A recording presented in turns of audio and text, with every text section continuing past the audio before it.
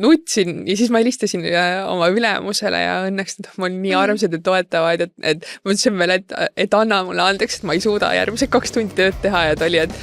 palun Brita, et see on kõige viimase mure, et nagu Meie vahel laiub 200 kilomeetrit musta lõhnavat asfaltteed. Ma olen Tartu ja sina oled Tallinn, kuid suuri sõnu kuuleb mõlemate suust.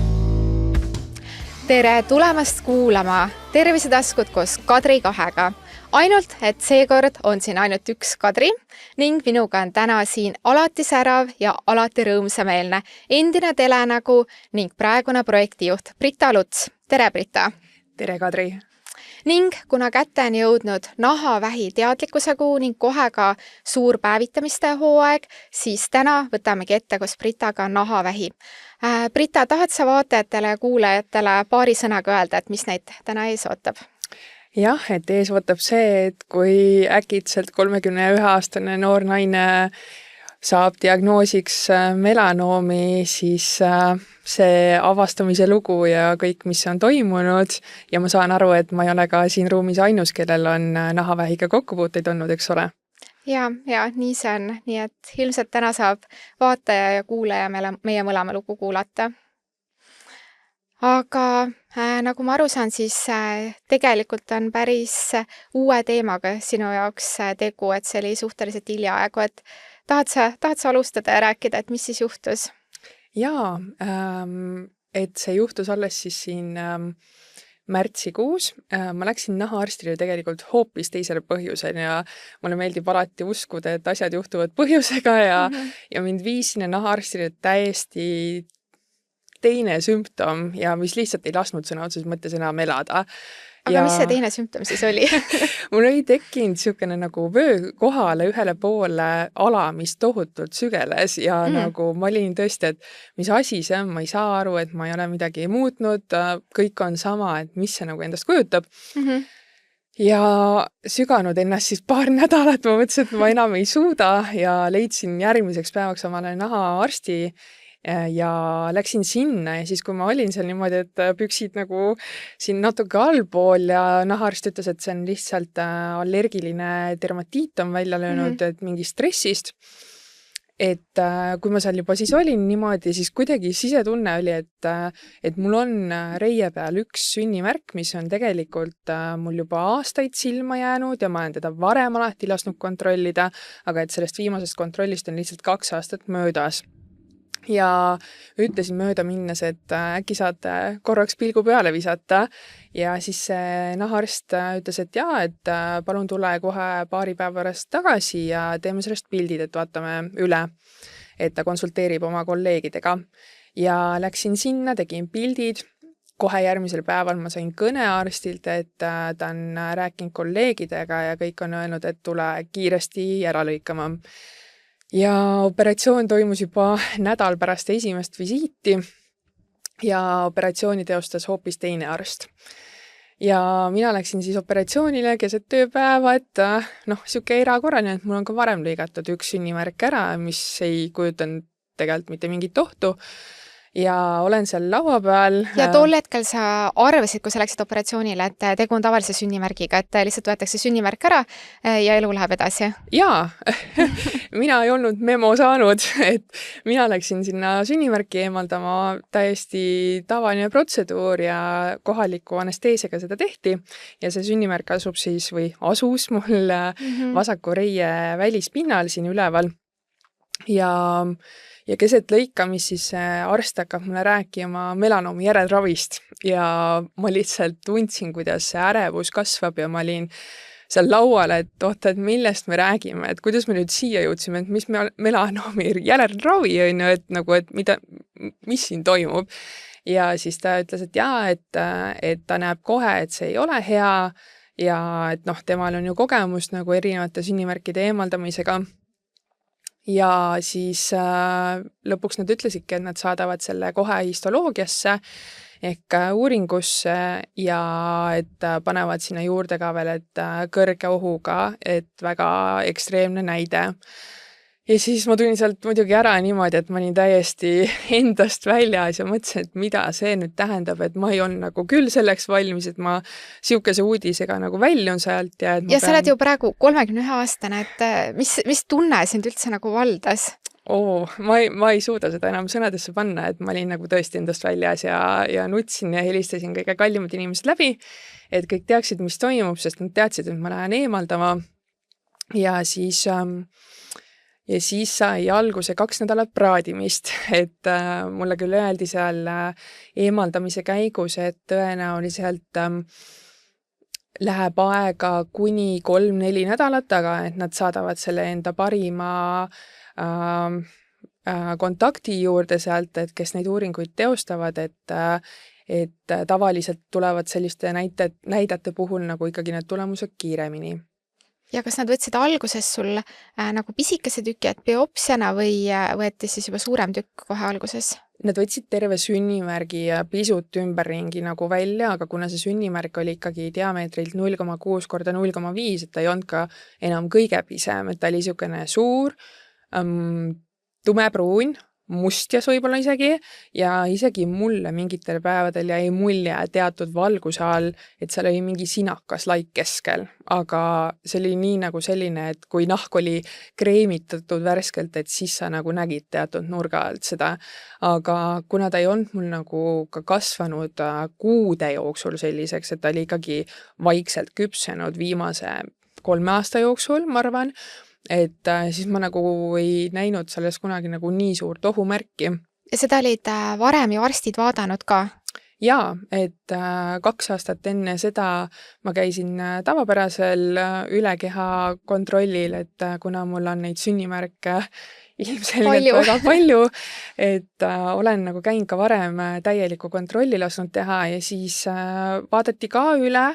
ja mul on kuidagi meeles numbrid 0,4 korda 0,4, nii et ta oli ikkagi 2 aastaga pisut suurenenud just. Aga siis öeldi ka, et jääme lihtsalt jälgima ja vaatame, mis saab.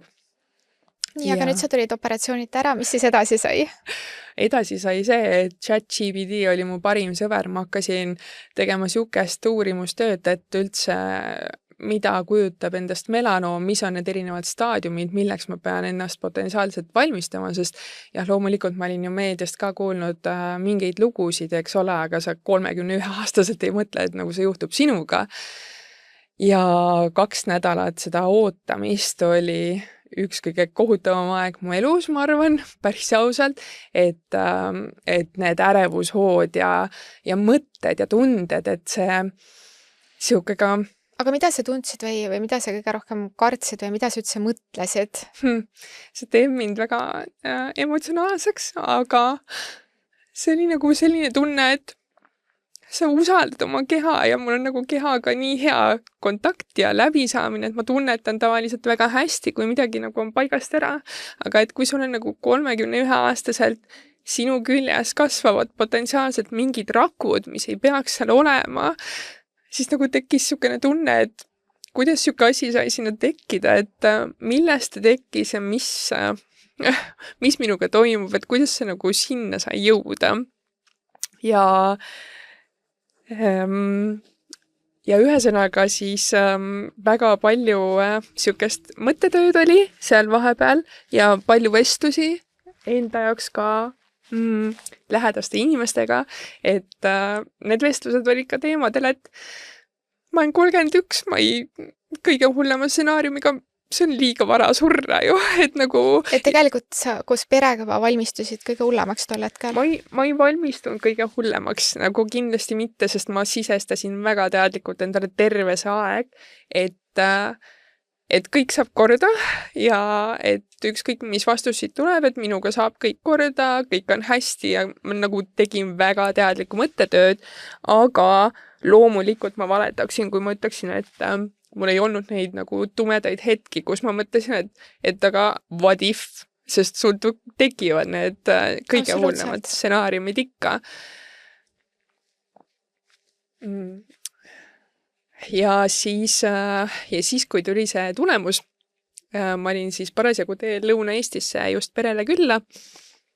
ja istusin bussis ja siis ma logisin ju mingi päevas 50 korda terviseportaali sisse ja oligi tulnud tulemus ja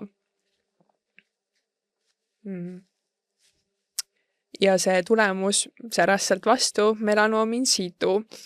Ja in situ tähendab siis ladina keeles koha peal, ehk siis need pahad vähirakud olid õnneks ainult siis selles epidermises ehk naha pealmises kihis. Ja kui ma hiljem siis läksin järellõikusele, millest ma ka kohe räägin lähemalt,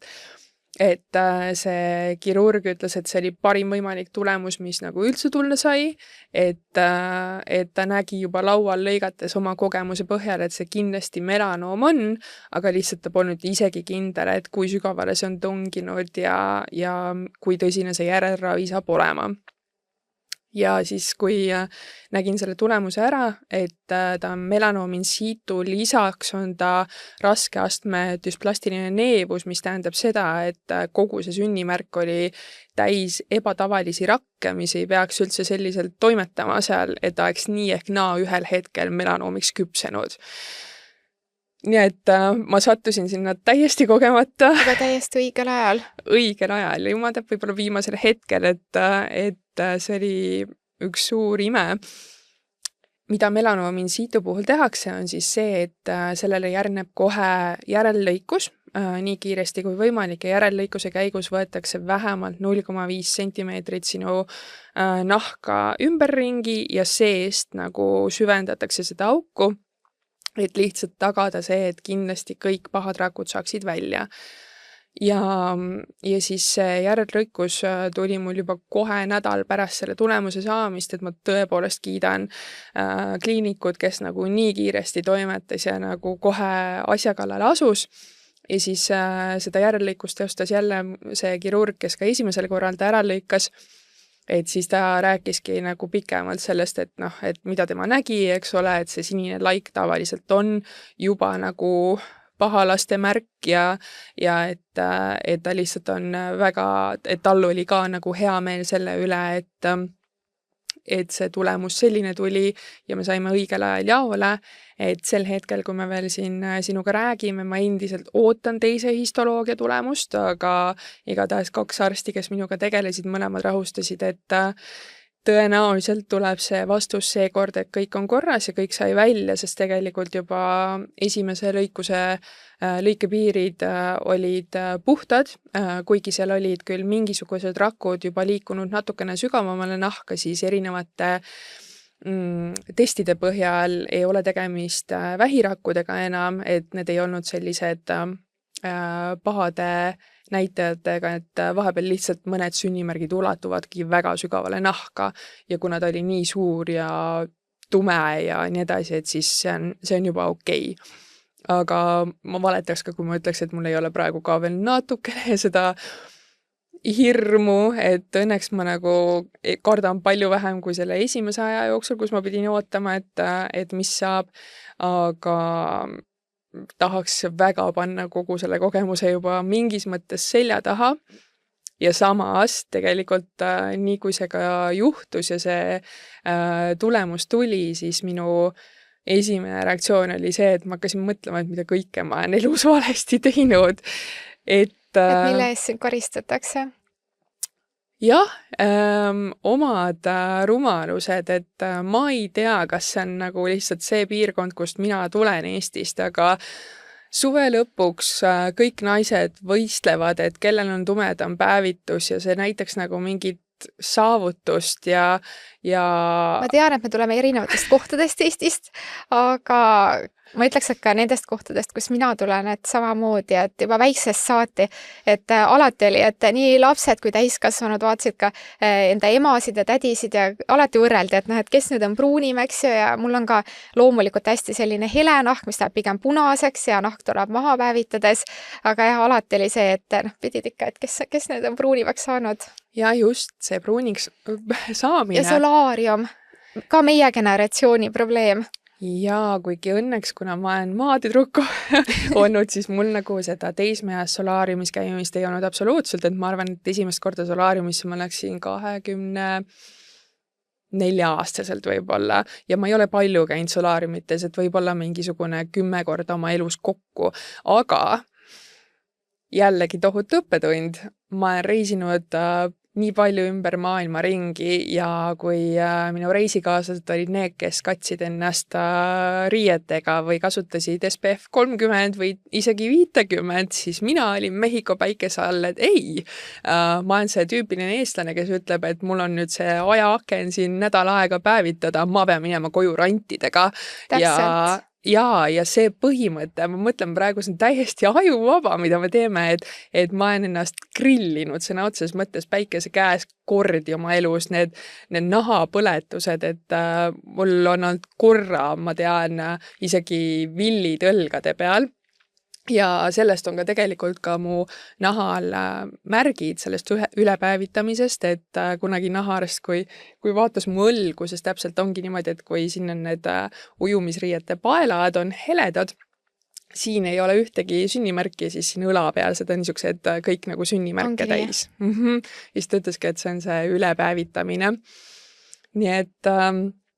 ja ma ei taha isegi mainida seda, kui õudne on, et mingisuguse 15-aastase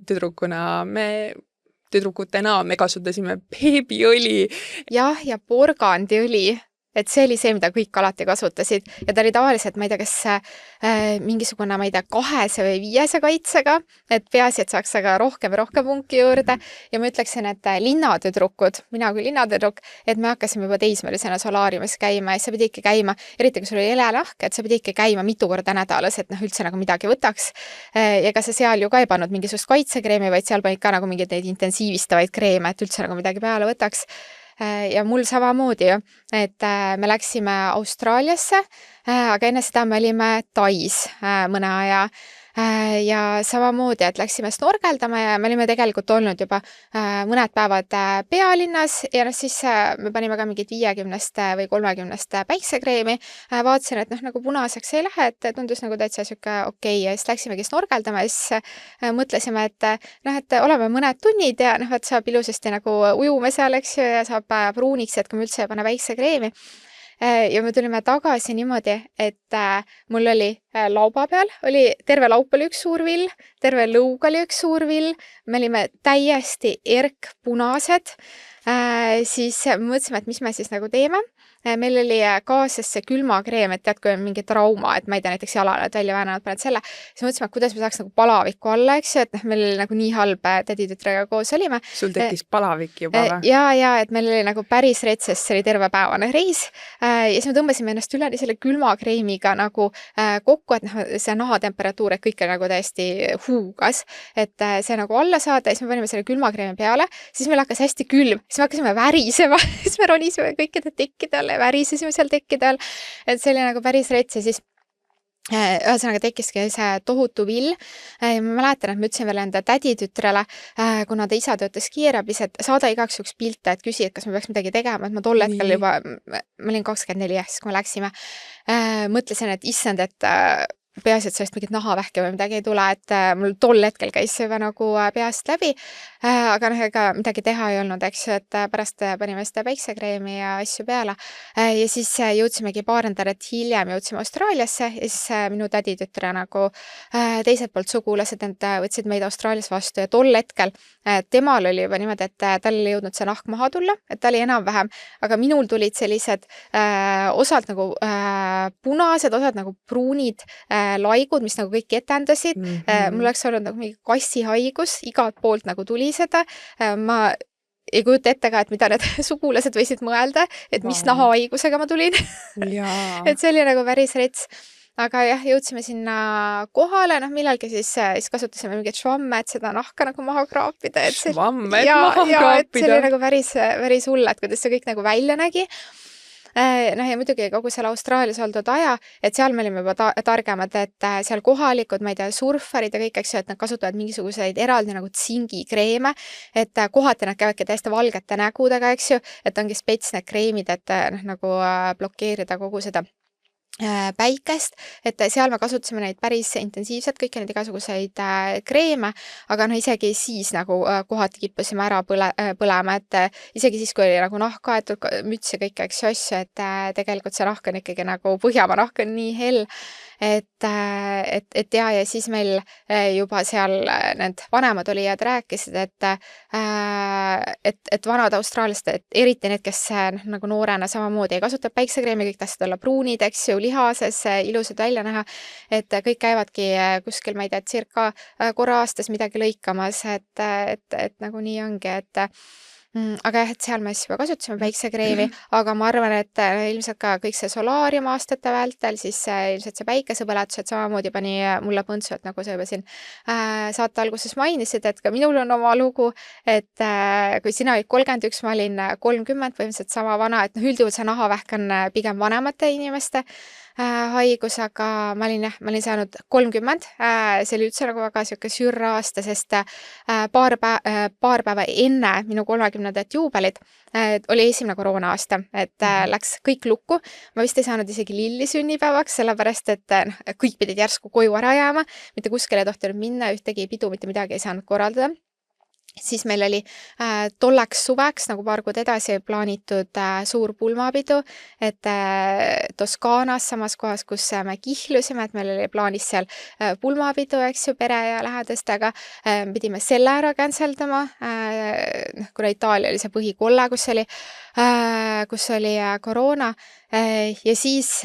kõige tipuks ma sain veel nahavähi diagnoosiga keset nägu. Palun räägi, kuidas sinul kogu see kogemus oli, et miks sa üldse arstile läksid, mis oli see algpõhjus, kuidas see avastamine oli ja mis sinu sees toimus? Ja, sest mina ei arvanud üldse, et mul nagu midagi võiks viga olla, et mul oli, ma siis töötasin veel pangas ja mul oli üks kolleeg, kes ütles, et ta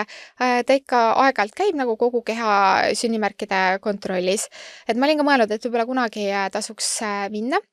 Aga ma arvasin ka, et nahavähk on vanemate inimeste haigus, et aega on ja et mis ma siin ikka lähen, aga et see oli tol hetkel tundus kuidagi nagu siuke popp asi, et käia kogu keha kontrollis ja siis ma mõtlesin, et okei, et ma lähen, eks ju. Ja mul oligi siin keset nägu ja tegelikult alguses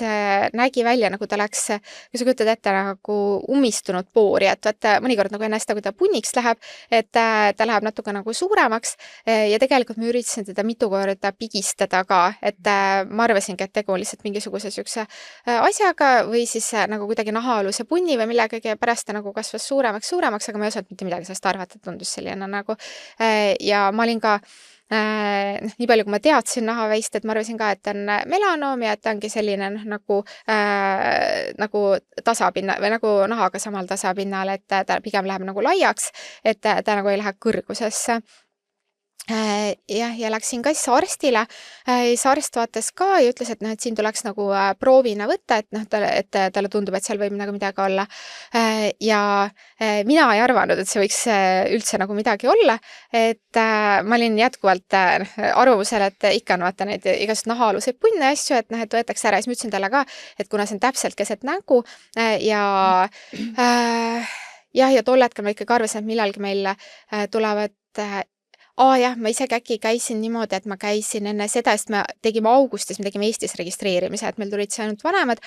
ja siis ma ütlesin, et piltidele ma tahan veel hea välja näha ja siis me lükkasime veel edasi seda, et me üldse seal mingeid proove hakkaksime võtma ja ma ütlesingi, et võtke nagu hästi väike asi, et mul on kunagi rinna pealt võetud ka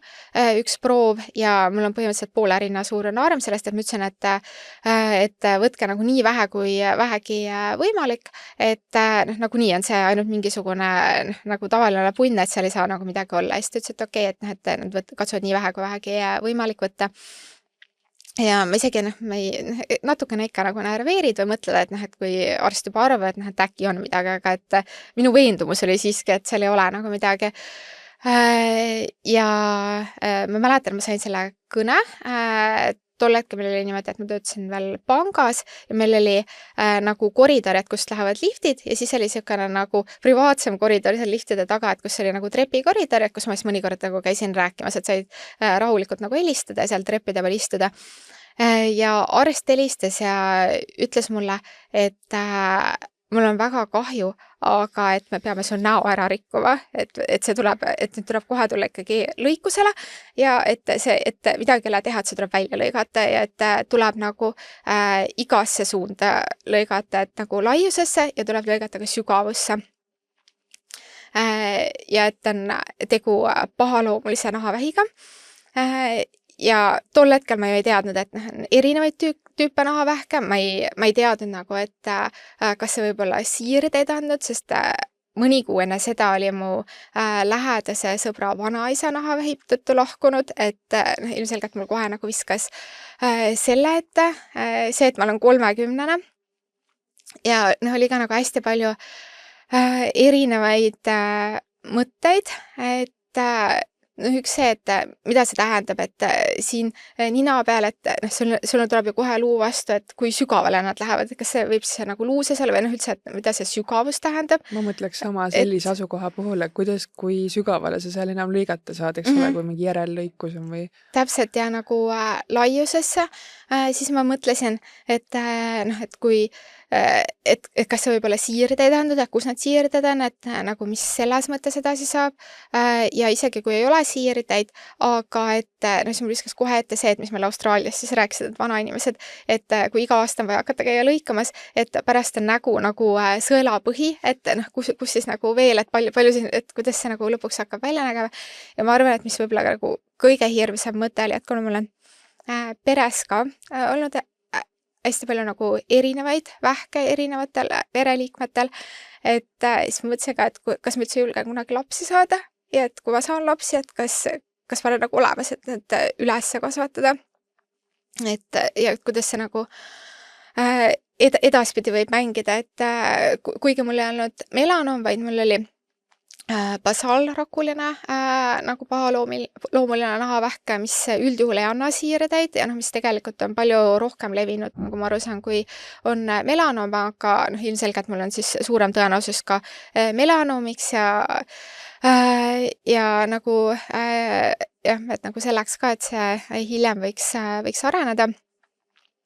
Et jah, ja siis ühesõnaga siis anti mulle ja siis istusin seal koridoris. Ma ei saanud ühtegi sõna suust, mul lihtsalt nagu pisarad voolasid. Ma lihtsalt kuulasin, mis see arst rääkis, kuigi mul kõik need küsimused olid peas, siis mul ei tulnud üldse nagu suust välja. Siis ta hakkas mulle pakkuma kuupäevi, siis ma pidin ikkagi minema nagu sealt sellest privaatsest koridorist välja. Ma pidin minema tagasi enda kabinetti. Mul vist kabinetikaaslane seal oli, siis ma kuidagi niimoodi nagu juuksed ees läksin, vaatasin ära nagu kiiresti, et mis mul kalender näitab, et mis ajaks selle saab panna, siis ma sain selle kuidagi nagu paika ja tol hetkel mul abigaas, me töötasime samas ettevõttes, ta töötas ülemisel korrusel, et siis ma järgmise asjana tormasin sinna, samamoodi juuksed eest keegi näed, et ma nutan. See tuleb tuttav, et minul täpselt see sama päev, kui ma korraks põikan tagasi, et kui ma läksin tagasi ja ma nutsin seal silmi peast välja ja helistasin oma isale ja 3 parimale sõbrannale kohe, sest nad kõik tahtsid teada, et kuidas läks, et samamoodi lihtsalt nutsin ja siis ma helistasin oma ülemusele ja õnneks nad on nii armsad ja toetavad, et ma ütlesin veel, et anna mulle andeks, et ma ei suuda järgmised 2 tundi tööd teha ja ta oli, et palun, Brita, et see on kõige viimase mure, et nagu võta kas või järgmised päevad vabaks, mida iganes lihtsalt, et me oleme su jaoks 100% olemas, et nii tore, et sul oli kohe nagu kuhugi minna. Ja, et minu meelest ka, ja kohe üles korrusele ja siis ma läksin, istusin sinna, ta oli põhimõtteliselt jagas nagu kabinetti end ülemusega, ülemus tol hetkel ei olnud, ma istusin sinna maha, siis ma olin mega tõsine, ma isegi ei mäleta, kas siis ma võib-olla olin pisarad ära pühkinud, aga kuidagi ma selle uudisedele kommunikeerisin ja siis korradel tuli ülemus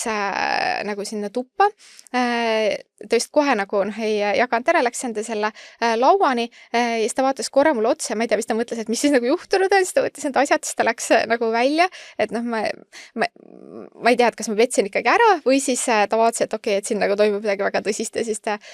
nagu läks, aga rääkides töö tegemisest, mina kui nagu kõige kohusetundlikum töötaja ever,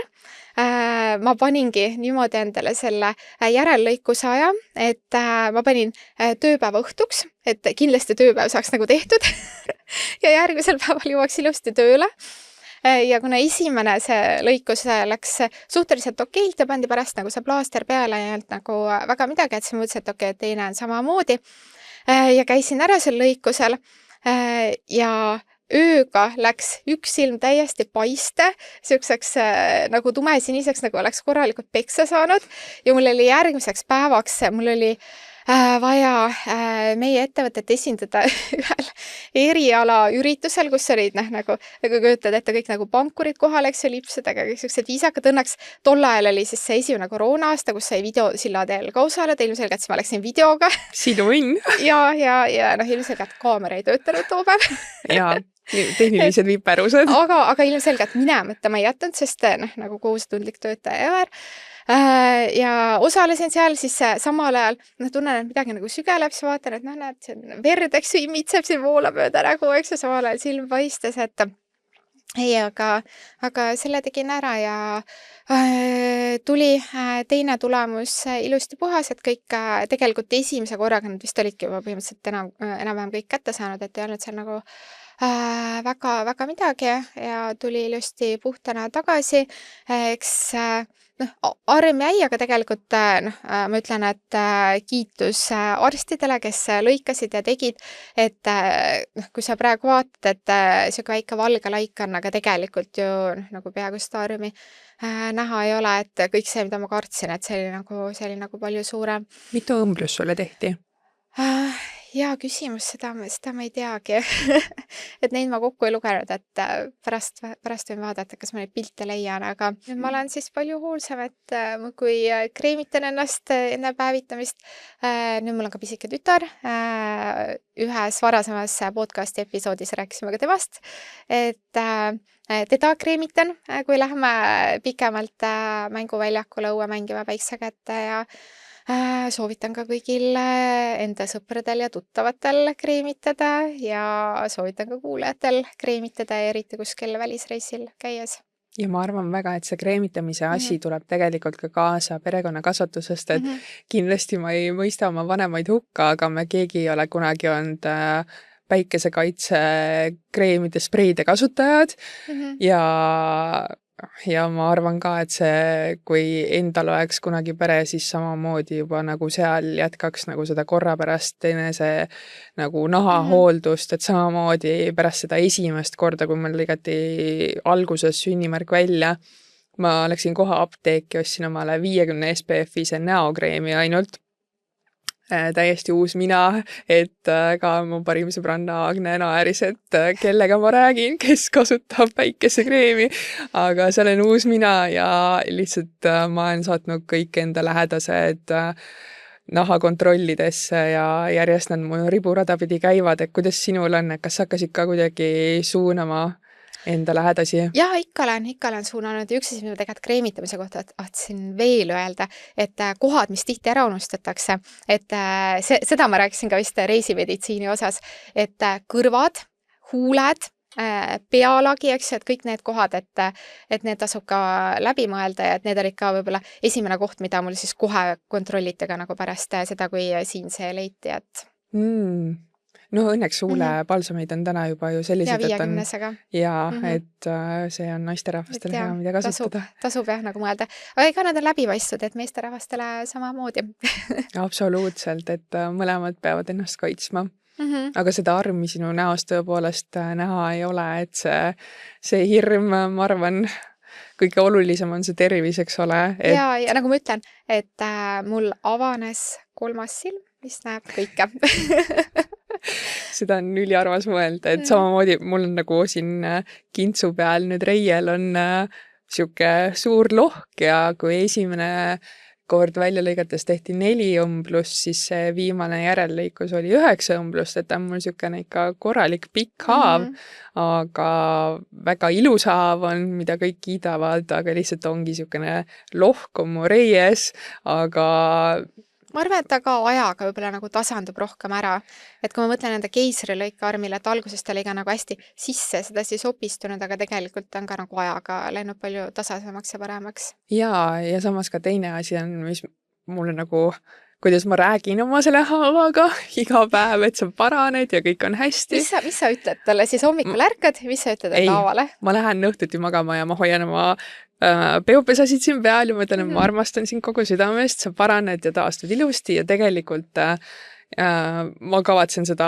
armi ja haava ja seda lohku uhkusega välja kanda, et nagu see esteetiline pool on täiesti teisejärguline ja täiesti ebaoluline, et kõige olulisem on tervis. Sa jäid ellu. Jaa, just. Et sa said õigel ajal jälile, et sa oled täna elus, et sa oled enda lähedaste jaoks olemas ja sul on võimalik enda perega luua. Absoluutselt, et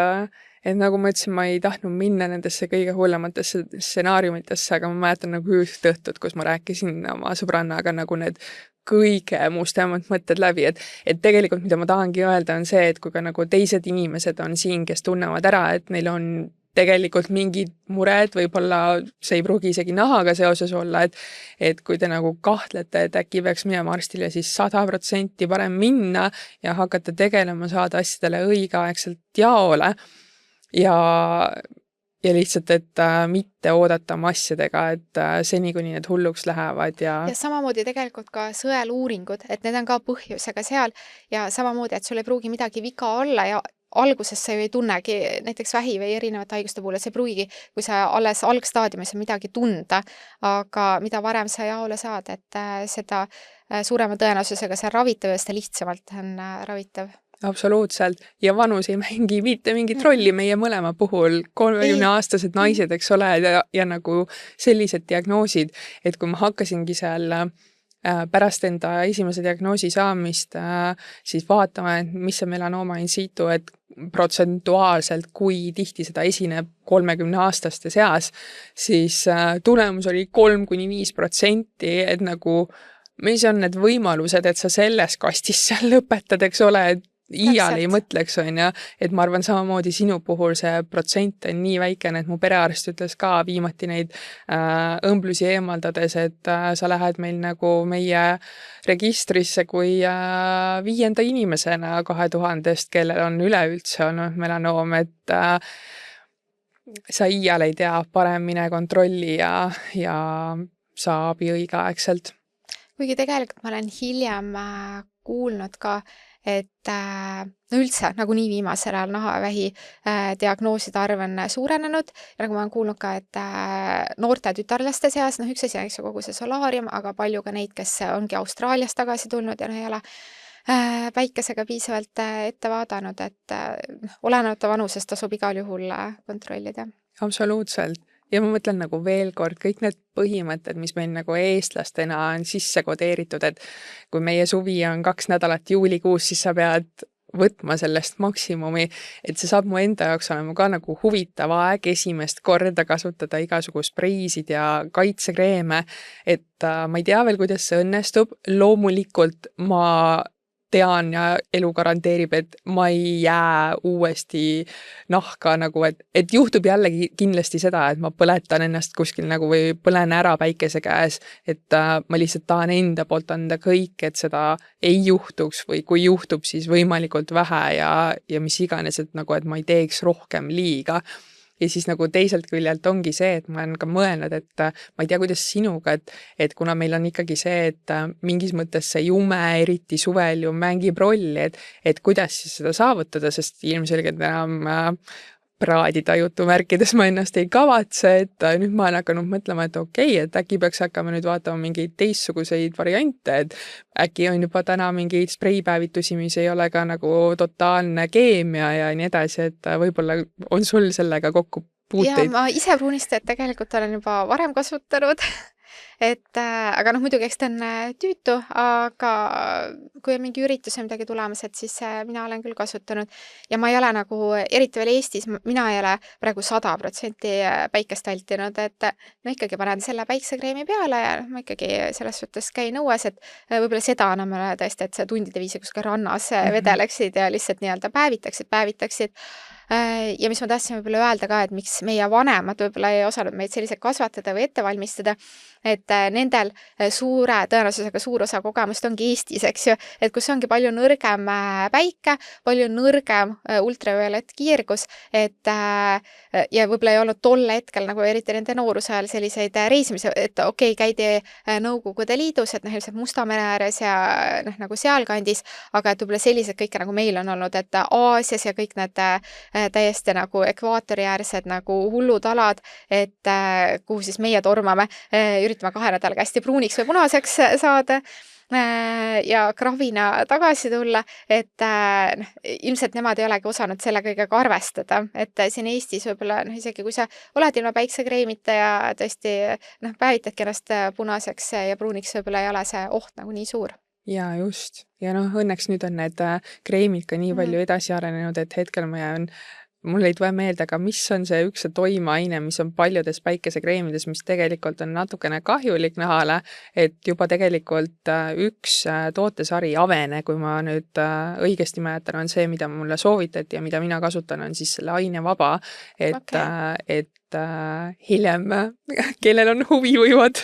küsida ja pöörduda mu poole, et see pidi olema nagu kõige puhtam päikesekaitsekreem, et jah, valikuid on. No super, ja ma ütlengi, et kui vanasti mulle tundus, et paljud nagu kippusid poore umistama ja punne tekitama, et tegelikult on täna ju ka nagu spetsiaalselt näole mõeldud päikesekaitsekreemid, mis on täiesti nagu okeid, et sobivad isegi meigi alla need 50-sed, et nagu sa ütlesid, valikut on. Ja nii et mis võib-olla sina sellest enda kogemusest või üldse Kadri õppisid või kaasa võtsid? Ma arvan, et mitu asja, üks on see, et kindlasti käige kontrollis, kindlasti pange kreemi, aga võib-olla see ka, et kui olulised on lähedased ja et kui nad on tõesti sellisel hetkel sinu jaoks olemas. Et ma mäletan isegi teine Kadri, keda ta stuudios ei ole, et niipea kui ta kuulis, et ta saatis mulle kohe nagu tassikookidest tassikooke ja kaardikese, et kõik saab ilusti korda ja et kõik läheb hästi, et kogu pere ja kõik olid nagu väga toetavad, et ma rääkisingi tegelikult ainult enda pereringis, et tööl ja igal pool mujal ma tol hetkel, kuna see oli minu jaoks nagu nii suur ehmatus või šokk, et tegelikult ma ei jaganudki, ma ütlesin, et ma lihtsalt käisin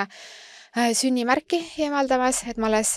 nagu mõni aasta hiljem siis jagasin laiemalt, et mis see nagu päriselt oli. Eks see vist vajab, eks ole, seda endas protsessimist ka, et võtta endale aega, et üldse aru saada, mis suga juhtus. Taaskord 30-aastaselt, et kui sa ei ole selleks valmis ja selline asi nagu sind tabab ja see kindlasti muudab ja mõjutab väga palju.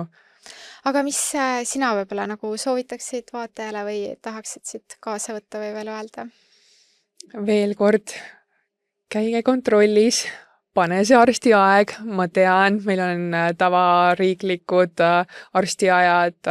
väga raskesti saadavad, aga isegi kui sa pead kord aastas käima kontrollis, siis see 120 eurot selleks, et vältida probleeme, ei ole palju maksta, ma loodan, ja veel kord ütlen ka, et kõik need siseringi rahvas, kes mul sellest asjast teadsid, et nendele ma olen väga tänulik.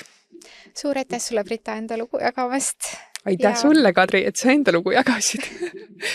Ja kui tahate kuulata rohkem ka just reisimisega seotud tervisehädadest ja muredest, siis vajutage siia. Sa oled kivist ja mina olen puust, kuid suuri sõnu kuuled.